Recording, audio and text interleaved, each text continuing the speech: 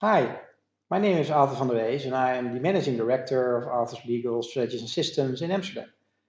We are in the digital age domain and the technical side, including security, for 20 years, where we try to bridge the huge gap between regulatory affairs, rule of law, and the practical world, the technical world. So today we're going to talk about trust and trustworthiness in the digital age. And we hope you like this course. We have many other courses as well, so please have a look at the other ones that are relevant. Some are mildly overlapping, but most of them are separate, so it could be good to have a look at them all. When the Statistic Bureau of the European Union asked professionals a couple of years ago, why are they not using technical digital solutions, digital services, systems, and devices? So, what were the main four blockers why they did not engage and procure it? What was number one that they were saying? Well, this is cybersecurity course, so let's talk about security. It's not number one, it's actually number two. Personal data is generally also privacy. GDPR is generally also seen as one of the main reasons. We don't trust it. We don't know where our data is going, which definitely is a main topic, very important. It's not even number one. So what is number one? Compliance. Okay, we have to comply to this, and therefore we don't understand what we can procure, whether we can buy it, whether we can use it, how we need to implement it, how we need to maintain it. No, it's very important. It's number four. So it's not security, not privacy, not compliance. What is it? It is insufficient knowledge. If you don't know, you're not going to engage. If you don't know, you're not going to procure. If you don't know, you're not going to buy it. If you don't know, you don't go to implement it and advocate it or adopt it. So acceptance, adoption, use, procurement are the main focuses in the digital age. And we have been focusing on the wrong side. We have been focusing on the offerings of products without, with a certain level of trust. Well, supposedly it's good, and later on we found out it's not good enough. So how to change this in a different way? Well, the reason why we're so concerned about our risks in the digital age and what kind of trust level is satisfactory is because it is very dynamic. It may have been less dynamic in the past, and the only constant that we know of is change. The other reason is, we don't know exactly whether the camera is on. Well, in your phone, your camera is always on. Your microphone is always on. It doesn't mean it's sent out your information to actors that you don't know about, but perhaps it does. So it's very uncertain, and therefore people are scared to deploy and use it. And that means, is there a market for these kind of products that are highly secure, therefore safe, and therefore privacy proof, or at least have a certain level of trustworthiness? It's a huge market. It's a global market of 7.5 billion people. It's not only European Union. So this is very important to come up and think about it. When we ask our clients or partners who are in design, engineering, manufacturing, or in integrating product components, systems, integrating it in a digital ecosystem or in another system, and we ask, does it work? And they say, yes, it does work. And I said, does it work or does it only function? So yes, it has the right functionality. And I said, yes, but what if it doesn't? What if things go wrong? What if the drone falls out of the sky on top of the head of somebody? Well, we're going to fix the rotor. Yes, but there's somebody on the road, and the society will be outraged, and therefore you will not sell anything anymore. It probably will be banned. That's not what we are looking for.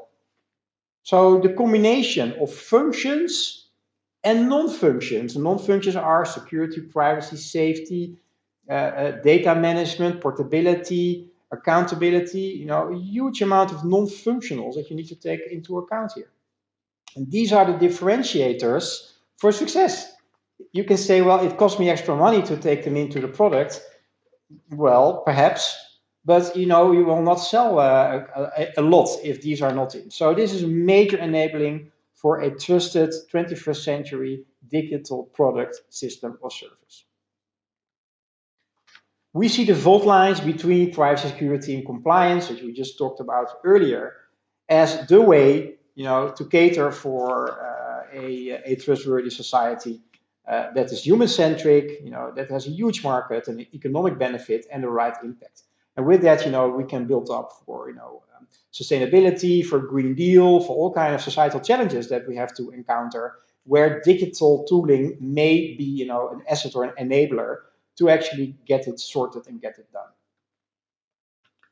So it's all easy to talk about trust and trustworthiness, and of course, in a course like this, we're not able to get it all, talk about it all. But I will give you an example on how we think, you know, everybody has a certain part to play, everybody has a role, everybody has a, you know, a place in the team. Doesn't mean you need to play, but you need to, you know, be ready to play at the second half of the game, because then your capabilities and your competences are and your skills are necessary, right? Those kind of things is basically success by design. And if we talk about success by design, this circle that we have architected here at After Legal, with this proprietary, which we're very happy to share with you, you know, you start all the way up at the functions and the features. Of course, we need to talk about that and what is the user interface and how we're going to what try to solve here on functions and functionalities. That is definitely, you know, number one. And then we need to see, okay, but you know, what does that mean for safety and security, and what does it mean for, you know, the access management of who is allowed to access? Is it a human? Is it an organization? Is it a thing that has certain access to it? So, and how can we authenticate those identities and identifiers? Moving on to, you know, data protection, both personal and non-personal data, not only personal data. Non-personal data can be sometimes way higher value or even intellectual property rights, and therefore need to be protected at the right level. Moving on to, can we now, you know, do data right management? Can we start sharing? Do we still know where data is and our information? And now, can we do some analytics on it to see how we can improve, how we can optimize, etc. So there are all double loops in each of these blocks. Later on, we can then say, okay, now we think we made a proper informed decision. You know, can we document it? Can we explain it later? And can we defend it where necessary? So accountability, dynamic compliance. Compliance is more binary, and accountability is dynamic. You know, can we take care of as well? And then the last one, you know, if you add this all up, it may be very costly. So is it still feasible? Is it economically feasible? Is it ecologically feasible? You know, is there a long-term, mid-term, long-term process here? What kind of business models and value models can we put on top? How long are we going to keep this in a lifetime and a life cycle? And you know, if any of these do not work yet, you do this cycle a couple of times. So this means that you have different people, different roles, different responsibilities, working in a team to try to sort out and create, you know, outcomes that are both functional, non-functional at the right level, and still feasible. It's not an easy feat, but this is the way to come up with success. And then it's about, you know, a consistency. It's about, you know, if things go wrong, solve it. You know, if things go wrong, that is not a problem. Actually, if things go wrong and you resolve it in the right way, then trust can go up for society, from your customers, from your partners. But trust is consistency divided through time, and these things, you know, need to have at a certain level. So with that, you can see that we are definitely advocate here of the fact that trust, trustworthiness, security, privacy are not a problem. They are part of the solution, and they are a differentiator in any of our work. And I hope you will be part of it to make it happen. And I wish you best with that. And have a good day. See you next time. Bye.